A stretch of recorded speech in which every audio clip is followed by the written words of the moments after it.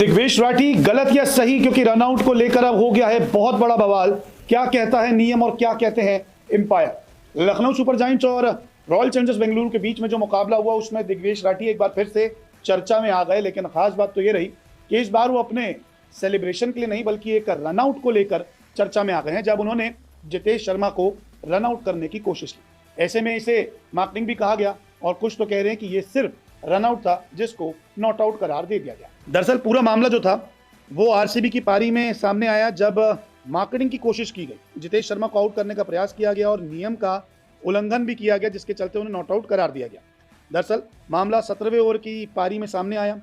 Umpire ने राठी से appeal के लिए पूछा और राठी ने बोला कि वो आउट की अपील कर रहे हैं। ऐसे में मैदानी अंपायर ने फैसला थर्ड अंपायर को भेजा और थर्ड अंपायर ने नियम के उल्लंघन के चलते उन्हें नॉट आउट करार दे दिया। दरअसल हुआ क्या कि पहले नो बॉल का ड्रामा हुआ, चौके छक्के लगे। ऐसे में दिग्वेश राठी जो थे मार्किंग करते हुए नजर आए, यानी कि बॉल कराने से पहले जितेश शर्मा को आउट करने का प्रयास कर रहे थे, यानी कि जितेश शर्मा क्रीज से बाहर थे। अंपायर ने फिर उनसे पूछा कि क्या आप अपील कर रहे हैं, तो उन्होंने कहा कि हाँ मैं अपील कर रहा हूँ, आप आउट दीजिए। लेकिन दूसरी तरफ ऋषभ पंत अपनी अपील को विड्रॉ करते हुए नजर आए। अंपायर को लगा कि शायद ये कहीं ना कहीं आउट हो सकता है। ऐसे में थर्ड अंपायर को रेफर किया गया। थर्ड अंपायर ने सब कुछ देखा कि दिग्वेश राठी का हाथ कहाँ था, पैर कहाँ था, क्या वो पॉपिंग क्रीज से आगे चले गए, तो उसके बाद सारी चीजें देखकर अंपायर ने नॉट आउट करार दे दिया। लेकिन अब नियम क्या कहता है वो मैं आपको समझाता हूँ। मार्किंग के दौरान पॉपिंग क्रीज पार करना ये नियम का उल्लंघन होता है, यानी कि आप अगर क्रीज से आगे चले जाते हैं, पॉपिंग क्रीज से आगे चले जाते हैं, तो फिर वो नॉट आउट करार दिया जाता है। राठी ने यही गलती की कि वो पॉपिंग क्रीज के आगे चले गए, बिना गेंद फेंके उनका एक्शन भी पूरा हो गया था। दिग्वेश पॉपिंग क्रीज का और एक्शन पूरा कर चुके थे, इसी कारण उन्हें थर्ड अंपायर ने जितेश शर्मा को जो है वो नॉट आउट दिया। दरअसल होता क्या है, या तो आप एक्शन पूरा अगर कर लेते हैं, आपका अगर एक एक्शन है, आप अगर हाथ घुमा लेते हैं फिर आउट करने की कोशिश करते हैं तो वो नॉट आउट करार दिया जाता है। अगर आप एक्शन लेके पॉपिंग क्रीज क्रॉस कर देते हैं फिर रन आउट की कोशिश करते हैं तो नॉट आउट करार दिया जाता है।